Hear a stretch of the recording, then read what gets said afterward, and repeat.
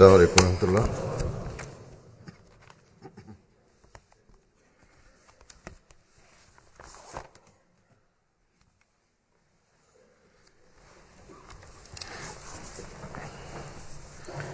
أشهد أن لا إله إلا الله وحده لا شريك له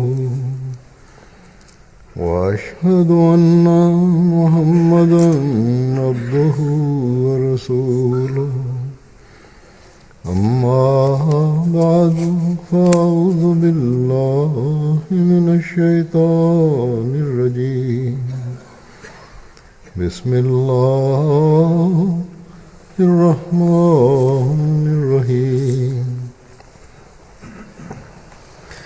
الحمد لله رب العالمين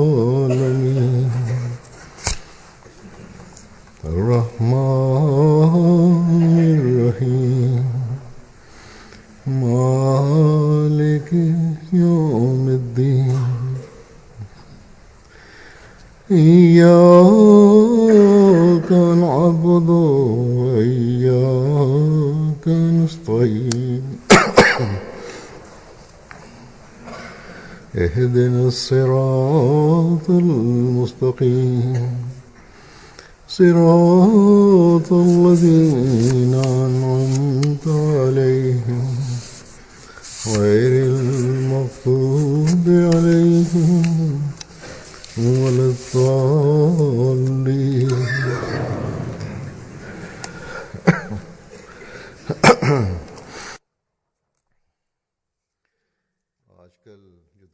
Sada ovih dana Huzur kaže stanje stvari u svijetu svima je poznato, svakom je poznato.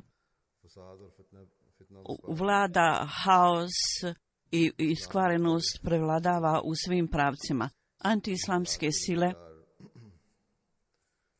su odgovorne za situaciju, kao što sam mnogo puta prije rekao. Antiislamske sile krive muslimane za stanje stvari, za ovo stanje stvari. Potpuno je ispravno da neke muslimanske organizacije u ime islama i u muslimanskim zemljama i u nemuslimanskim zemljama čine takva djela što nije ništa drugo nego okrutnost i divljaštvo. Ono što oni radi apsolutno nema nikakve veze sa učenjima islama. Međutim, u isto vrijeme također je stvarnost da postoji zapravo plan da se ova situacija usadi među muslimane i da se u njima zasade ovakve okolnosti. Općenito govoreći, to su muslimani koji imaju samo neke sebične interese i sebične ciljeve i oni su odgovorni za ovo. Oni su postali pomagači ovih antiislamskih sila. Pa ipak općenite okolnosti u svijetu su izuzetno opasne. Nešto od ovog je rezultat loših dijela muslimana, što je dalo veliko naoružanje antiislamskim silama da upru na islam kao razlog za ovo stanje u svijetu. Prirodno, mi kao Ahmedi muslimani također smo postali meta za ove optužbe. Iako oni koji uistinu znaju Ahmedi muslimane, oni znaju da istinsko učenje Ahmedijata islama ništa nije drugo nego ljubav, naklonost i bratstvo.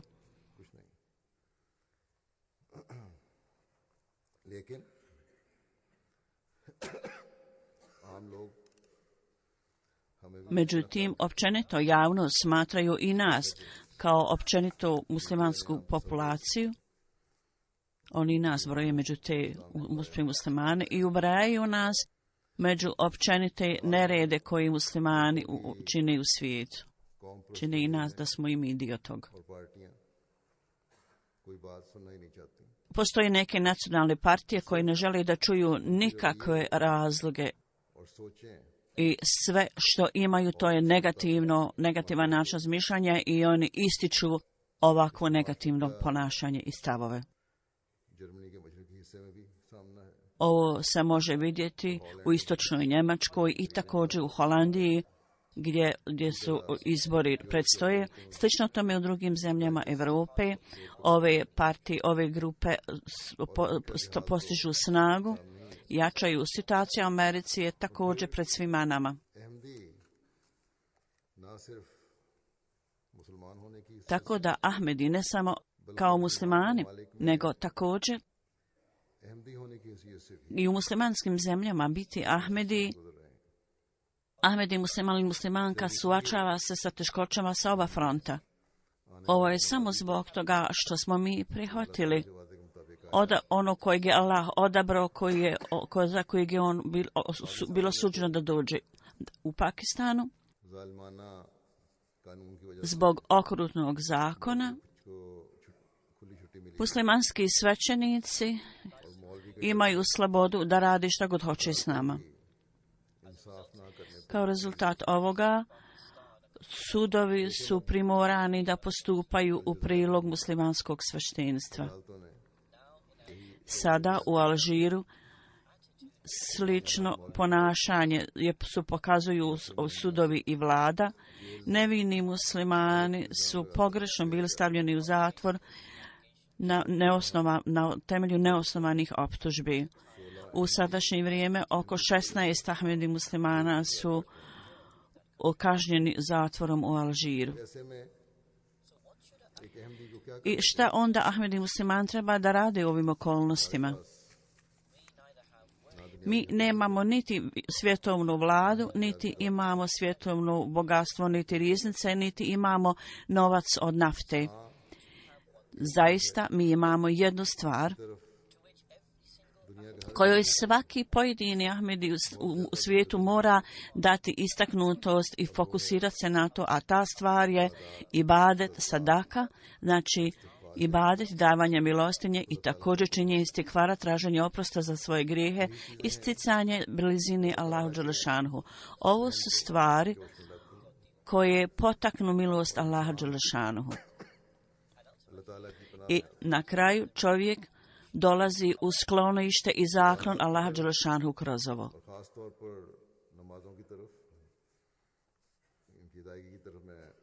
U mojoj prethodnoj hudbi petkom ja sam već istakao sam ibadet i činjenje dova. Ja ću danas skrenuti pažnju i objasniti sadaku, davanje milostinje i također istikvar, traženje oprosta od Allaha, i pokazat ću kako su ovo putevi da steknete blizinu Allahu dželešanhu. Čovjek posjeduje bezbrojne slabosti. Ponekad, zbog našeg prezauzeća u svijetu, mi ponekad kako treba ne činimo ibadet, ponekad imamo neke lične teškoće s kojima se suočavamo, što nas ostavlja da ne dajemo dovoljno sadake i u dobrotvorne svrhe i načine. Dakle, onako kako trebamo činiti istikvar, dakle da tražimo oprost od Allaha, također ne činimo to kako treba i koliko treba. Svaki od nas treba da, kako treba, iskreno procijenimo svoje stanje. Ako otkrijemo da mnogi od nas ne posvećujemo dovoljno pažnje ovim stvarima, zato ako hoćete da steknete Allahovu blagoslov i milost i ako hoćete da potaknete Allahovu milost,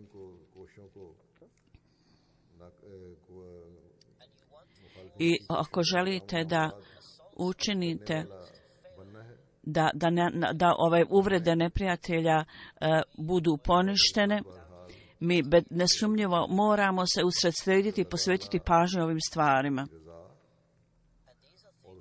A ovo su stvari koje nam zarađuju Allahovu zadovoljstvo i blizinu. Kada Allah dželešanhu kaže ja prihvatam tobo istikvar i sadaku, odnosno pokajanje, oprost za vaše grijehe i davanje milostinje, on to kaže tako da nam skrene pažnju, da mi posvetimo pažnju na ove stvari, tako da Allah dželešanhu može olakšati vaše teškoće i ukloniti vaše brige, tako da vas može dovesti bliže k sebi.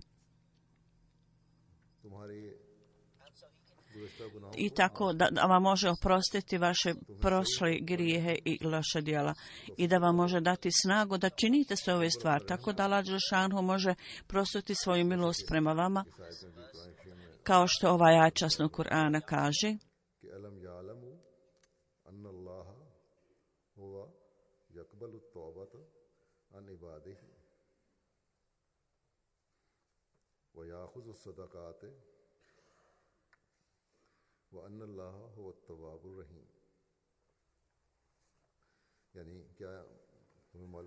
U prijevod kaže, zar oni ne znaju da je Allah taj, jedini Allah taj koji prima pokajanje svojih robova i njihovu milostinju i davanju dobrotvorne svrhe, i Allah dželešanu je taj koji prima pokajanje čovjeka i on je onaj koji najviše prašta.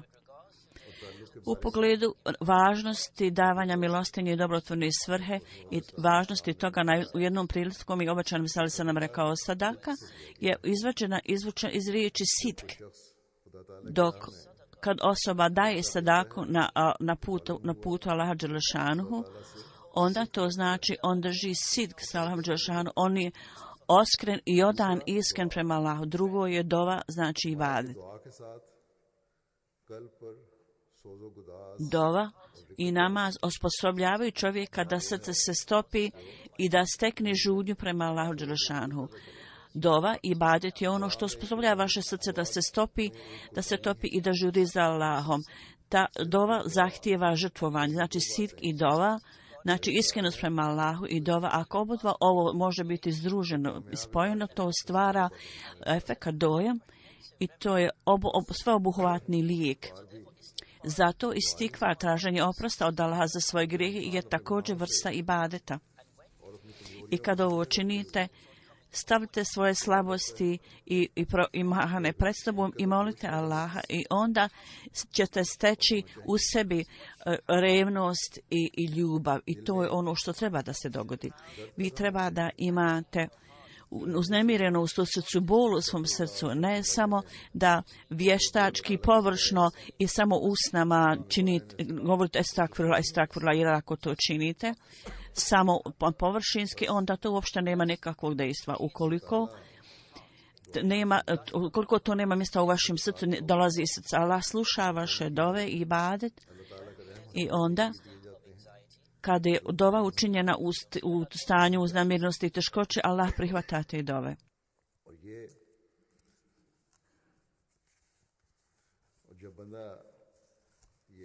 Dalje, kad osoba moli Allaha,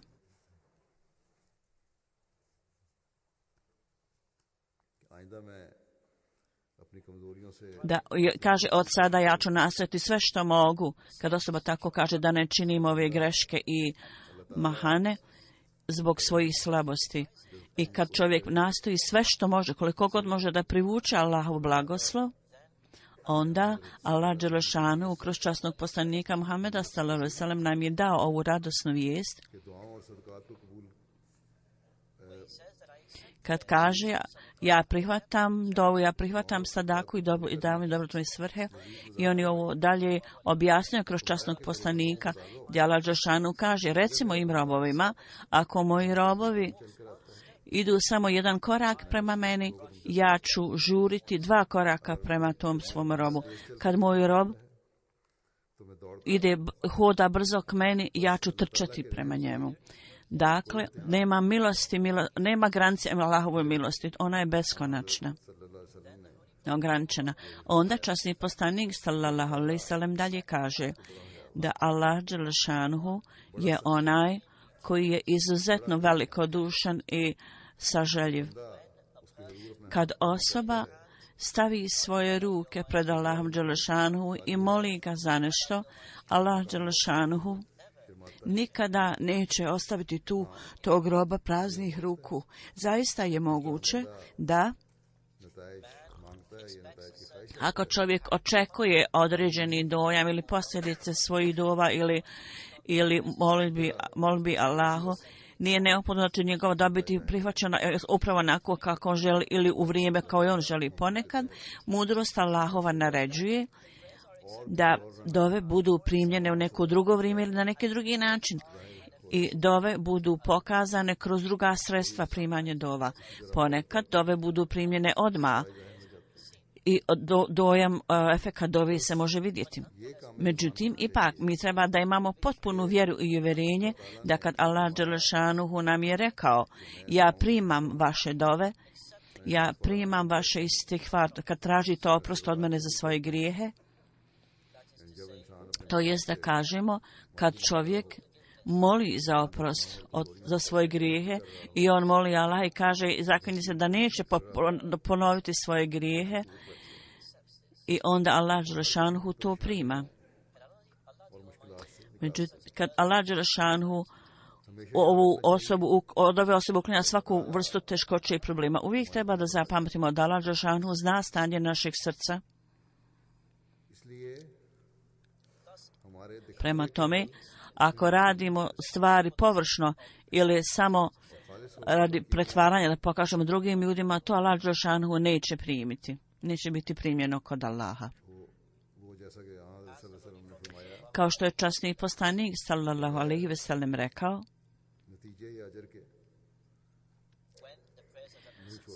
kad je dova učinjena sa iskrenošću, onda nije moguće da Allah dželešanuhu neće pokazati dejstvo te dove.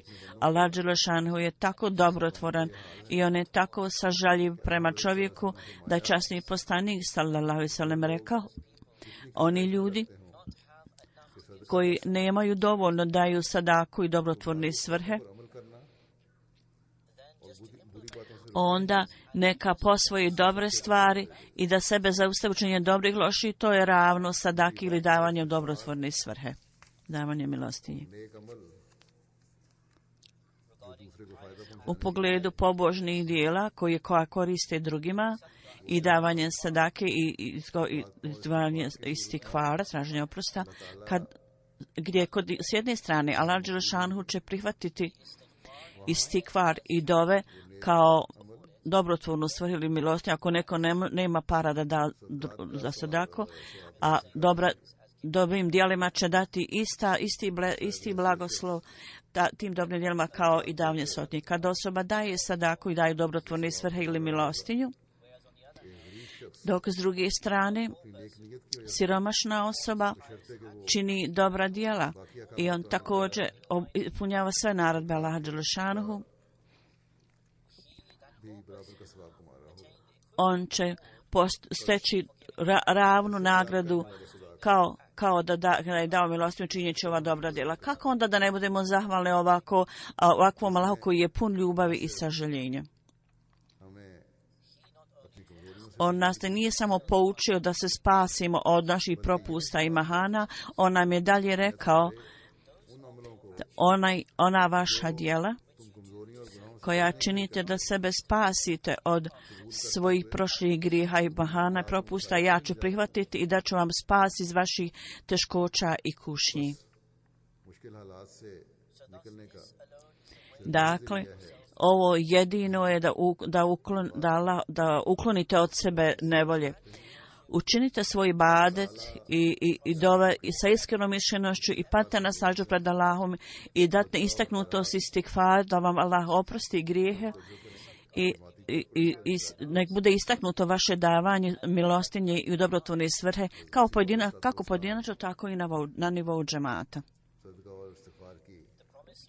Obećani Mesija, alejhiselam, objašnjavajući predmet davanja sadake, milostinje i dobrotvorne svrhe, u mnogim prilikama on nam je dao uput u ovome. Ja ću predstaviti neke od ovih. Obećani Mesija, alejhiselam, objašnjava stvarnost istikvara, traženja oprosta od Allaha za svoje grijehe. I obećani Mesija, alejhiselam, kaže: grijeh je tako loša stvar koja je zapravo povezana s vašom krvlju pomiješana. Lijek i tretman može se naći samo kroz istikvar. Šta je istikvar? Istikvar je da oni grijesi koji ste počinili, to je da Allah dželešanuhu vas zaštiti od dejstva tih loših djela koje ste počinili i onih grijeha koji niste počinili, ali imate potencijal da ih počinite. ili za koje imate sposobnost da zapravo budete navedeni da ih počinite. To je da nikada niste vidjeli da je ovo bilo pokazano i ostvareno, to je istikvar, da tražimo zaštite od toga.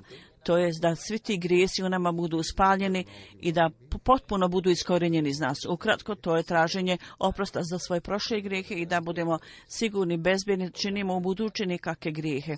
Tako da možemo potaći Allahovu milost i da naše dove budu primljene. Obećani Mesija kaže, ovo je stanje velike zabrinutosti i trebate biti zauzeti u istikvar i neprestano trebate imati iskrenu procjenu svoga stanja. Znači da iskreno procjenjujete stalno svoje stanje. Ahle Kitab i ljudi vjeruju da kroz sadaku se širi vaša pobožnost. Međutim, kazna koja dolazi da ne može biti odvraćena. Međutim, od sada počnete činiti istikvar tako da vas Allah dželešanuhu može zaštititi.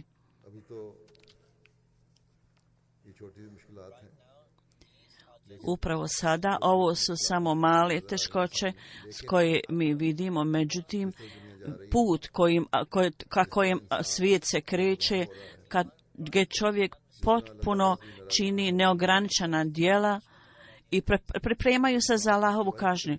Čovječanstvo je odvedeno, ide ka takvom katastrofu koja će biti počinjena čovjekovim vlastitim rukama. Svijet poziva da Allahovu kaznu.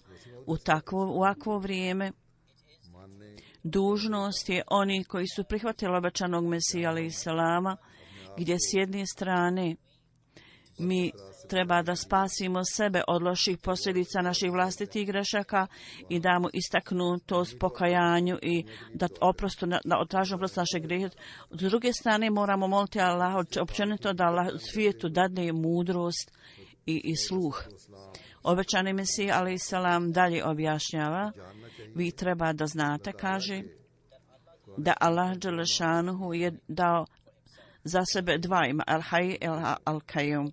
Značenje Al-Hay je da je sam sebi dovoljan, sam od sebe je došao u život i daje lično sam drugima. Al-Qayyum, da je on sam sebe stvorio i on je stvarni razlog i povod, izvor svog drugog stvaranja. Svi aspekti života, bilo unutrašnji ili vanjski, su stvoreni kroz ova dva atributa. Dakle, ime Al-Hay zahtijeva da mi obožavamo njega, kao što je odraženo u suri Al-Fatiha, Iyake na'budu, mi samo tebe obožavamo. Al-Qayyum zahtijeva da tražimo pomoć od njega i ovo je odraženo u Iyake nasta'in, mi jedino tebe molimo za pomoć. Obećani Mesija kaže, Al-Hay zahtijeva obožavanje zato što je on stvorio i on nas nije ostavio same nakon što nas je stvorio.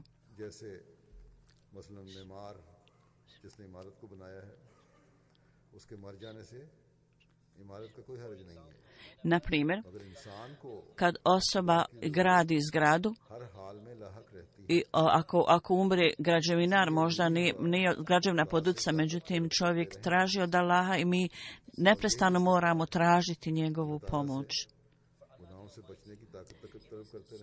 Od Allaha da nam dadne snagu, da nas zaštiti, da ne činimo dalja loša, da nam oprosti naše djela. Zato moramo stalno učiniti oprost u ovom pogledu. Općeno se kaže traženje snage od Allaha i također ibadet. Istinska suština istikvara je ovo da onda proširite opseg toga. Ovaj opseg je proširen za one koji su počinili grijeh. Oni su zaštićeni lošeg dejstva tog grijeha. U stvarnosti i u suštini je da smo mi spašeni, da budemo spašeni, da smo spašeni od ljudskih propusta i mahana. Tako da osoba koja ljudsko biće i ne razumije važnost istikvara, potpuno je pogrešna. U pogrešnom. Da steknemo blizinu Allaha dželešanuhu i važnost istikfara i da se kajemo i tražimo oprost za svoje grijehe, objašnjavajući u obećanom Mesija alejhi selam kaže: čovjek je poslan za veličanstveni zadatak da ga obavi u svijetu. Obećan Mesija objašnjava ovo i kaže da prvo čovjek treba da popravi svoje stanje. Ovo je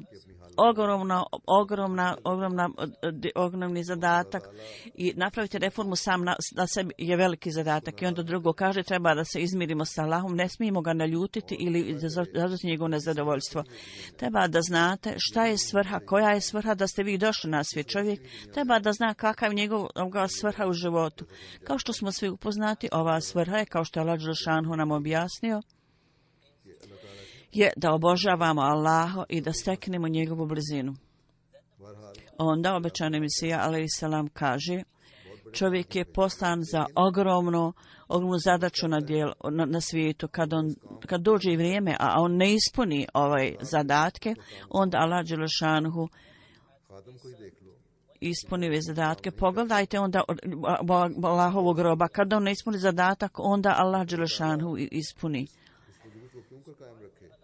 Zašto da Allah dželešanu da održava takvog čovjeka koji ne ispunjava uopšte svoj zadatak?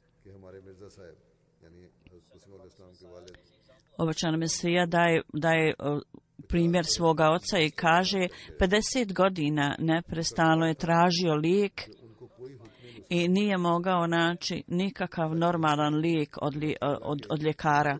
Istina je zapravo bez Allahove volje svaki dio u čovjeku ne može se okoristiti ukoliko nije Allahova volja. Toba i istikvar treba da obilato činimo. Tako da Allah dželešanu prospe svoj blagoslove na nama. Kada Allahove blagoslovi budu nama dati, onda dove budu primljene. Ovo je što je Allah dželešanu rekao. Zato je Allah dželešanu rekao: ja ću primiti vaše dove. Ponekad Allah kaže: vi trebate prihvatiti moje naredbe i moju volju. Obećani Mesija kaže prema tome: ja imam manje nade u dove, jer uvijek čekam na Allahovu volju da bude provedena. Zato treba uvijek da gledamo na Allahove blagoslovi i milost. I s ciljem da neprestano tražimo blagoslove i Allahovu milost i treba da neprestano ostanemo povezani s njim, u dodiru s njim. Trebamo neprestano da se zaustavimo u tobi i istikfaru, kajanju i traženju oprosta. Treba da ispunimo dužnosti prema Allahu i dužnosti prema njegovim stvorenjima. Onda, objašnjavajući davanje sadake, dobrotvorne svrhe i milostinje, obećani Mesija alejhi selam kaže: dova i ibadet su veličanstveno oružje za uspjeh. Ljudi Hazreti Junusa kroz ibadet i kroz čežnju i žudnju su bili u stanju da odvrate kaznu od sebe.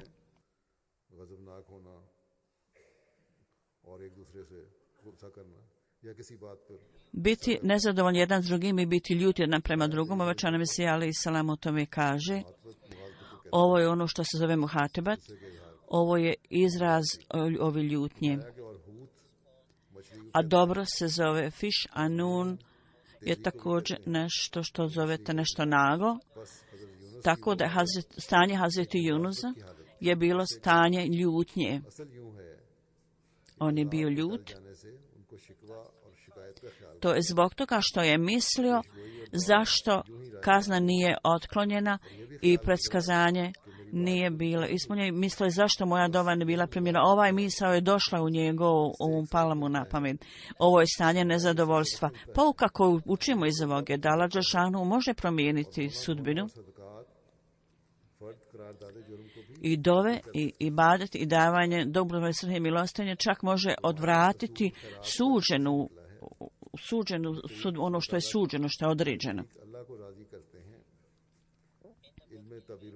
U knjigi Ilmi Tabili Roja, u knjizi interpretacije snova, novac ima određeni jezik ili značenje ili izgovorenu riječ.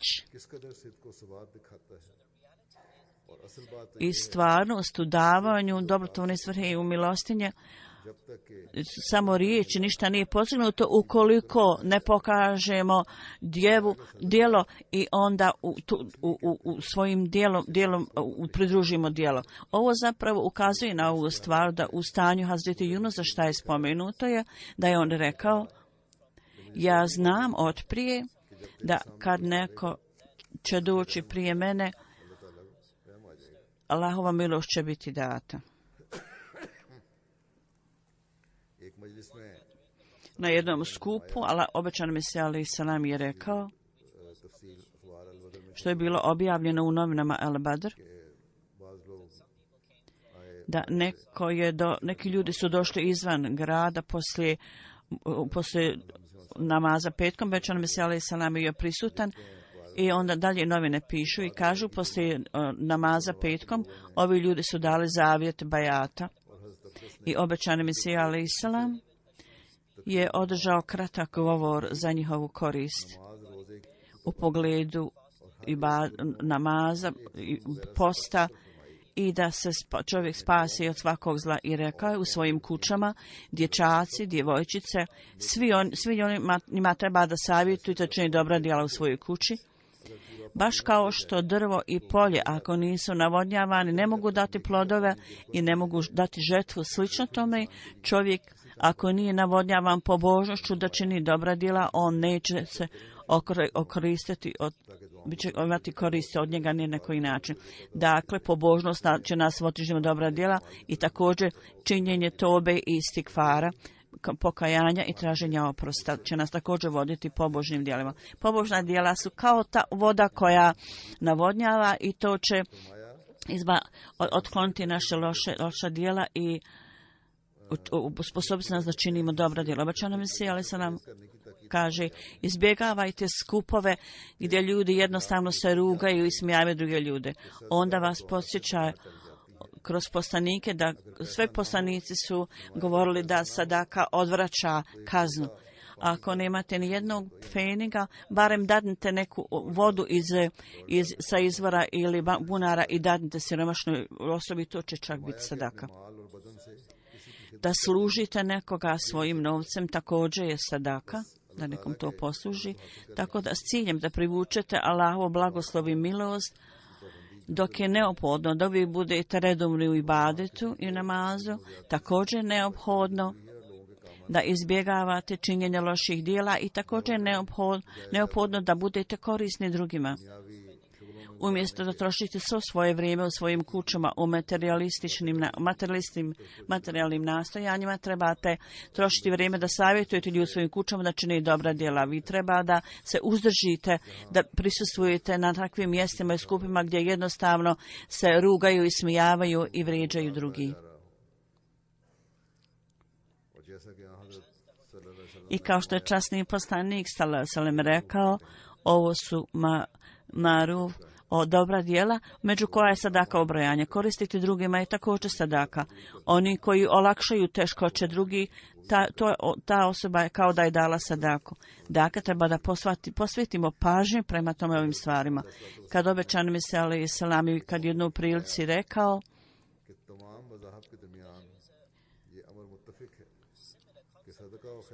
postoji sličan koncept kod svih religija da je kazna odvraćena davanjem milostinje. Bude odvraćena.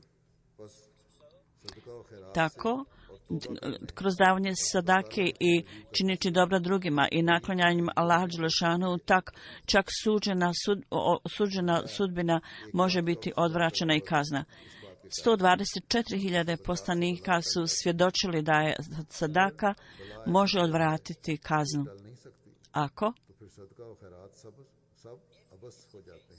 Ako je to takva sadaka, i onda bi, ako to nije tako, onda bi davanje sadake bilo beskorisna stvar. Obećan se kaže, trebate davati sadaku i milostinju dobrotvorne svrhe i on nam je dao snagu i očao nas da to činimo i on je to također prihvatio i činio. I s vremena na vrijeme on nam govori kroz poslanike da će se ovo i ovo dogoditi. One kad je davao predskazanje o kaznu, da kroz sadaku kazna može biti odvraćena, kao što se dogodilo narodu Hazreti Junusa. Da kroz davanje sadake i činjenjem dobra oni su bili spašeni od kazne. Kazna u katastrofi je bila odvraćena.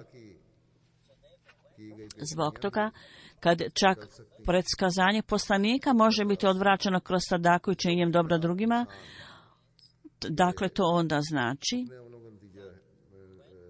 da kad čovjek se suoči sa teškoćama zbog svojih vlastitih onog što radi, ili Allah dželešanuhu, Allah zna naše stanje, onda činjenjem teobe, pokajanja i istikvara, traženjem oprosta.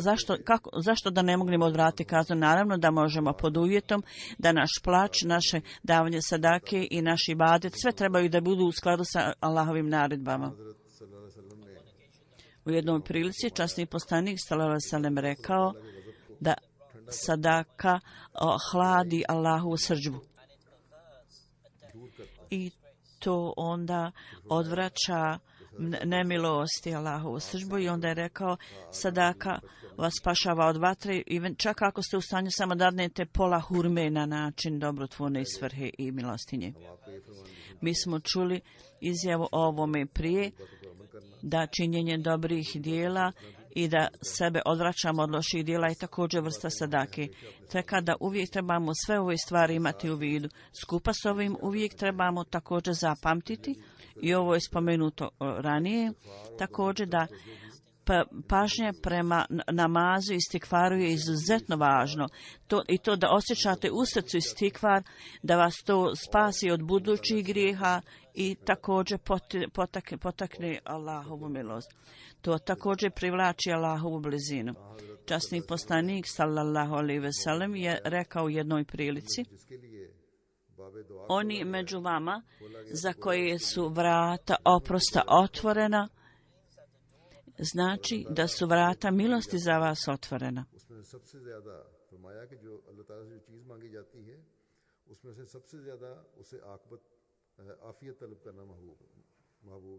Ono što treba da najviše tražimo od Allaha je da steknemo njegovu zaštitu i utočište. To treba da tražite od Allaha. Časni poslanik sallallahu alejhi ve sellem je rekao: ibadet u pogledu sa kućama koje su već došle i koje još nisu došle, tražite zato Allahovo utočište. I rekao je: o Allahovi robovi, na vama je obaveza da posvojite istinski ibadet. Onda obećani Mesija alejhi selam je rekao: zapamtite,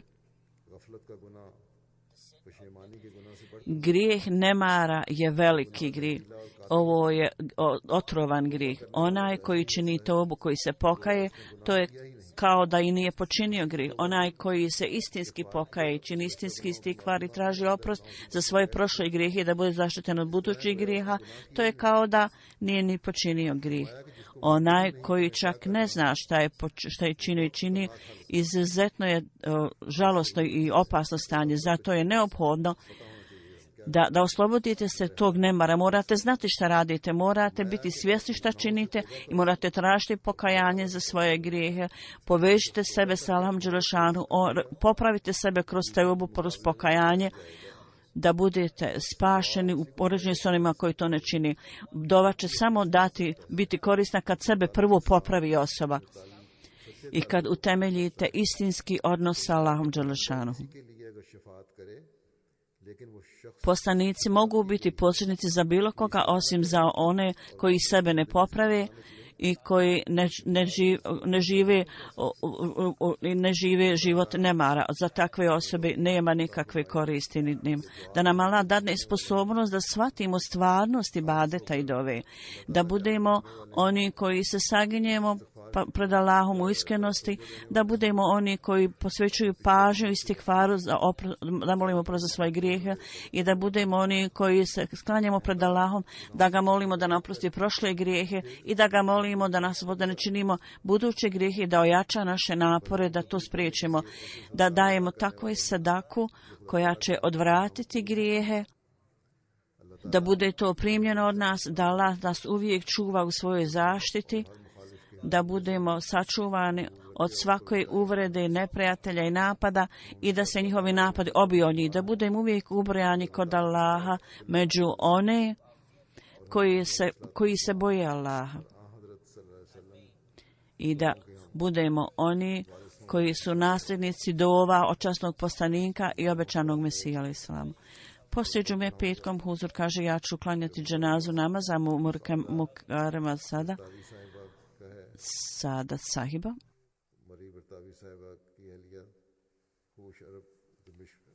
Ona je bila iz Damaska gdje je umrla.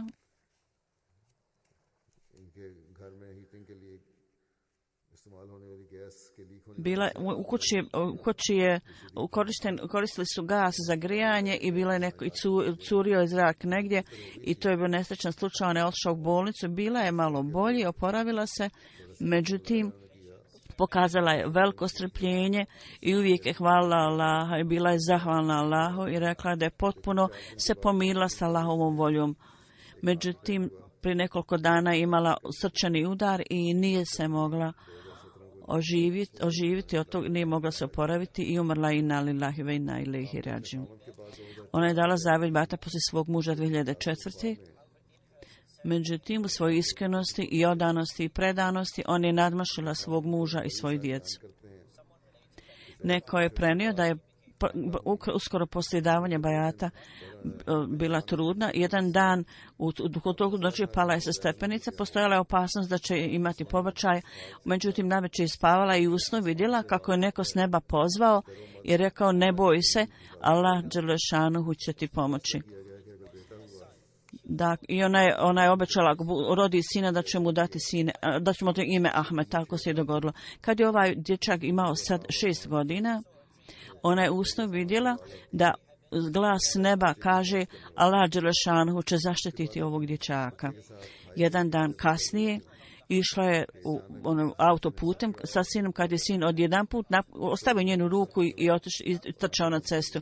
Ona je zatvorila oči.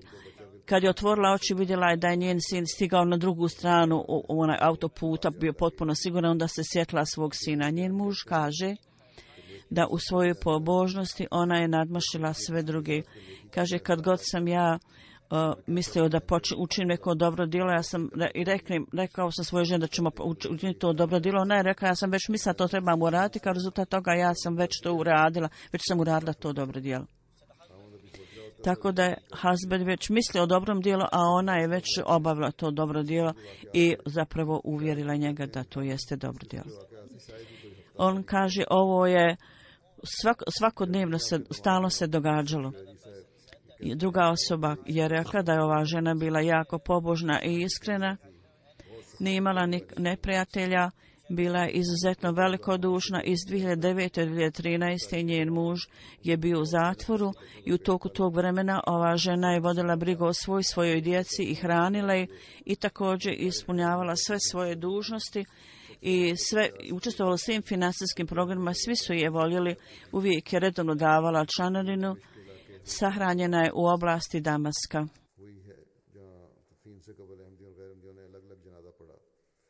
Gdje prije su se Ahmedi sahranjivali odvojeno da Allah dželešanu uzdigne ovu ženu i također podare njenoj djeci i potomcima da uvijek imaju snažnu vezu sa džematom i sa halifatom.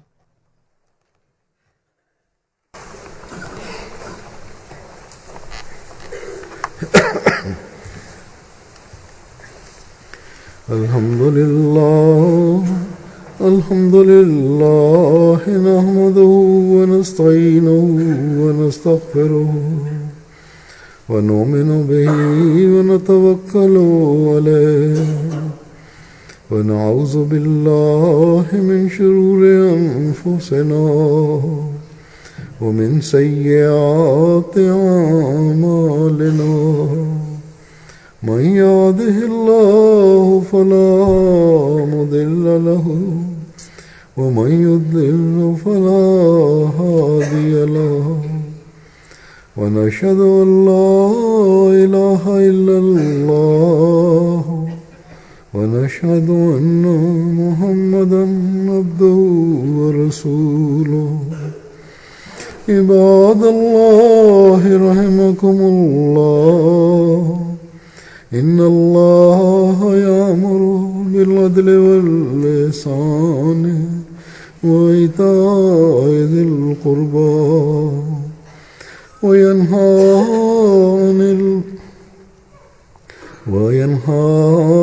عن الفحشاء والمنكر والبغي يعظكم لعلكم تذكرون اذكروا الله يذكركم وادعوه يستجب لكم ولذكر الله أكبر.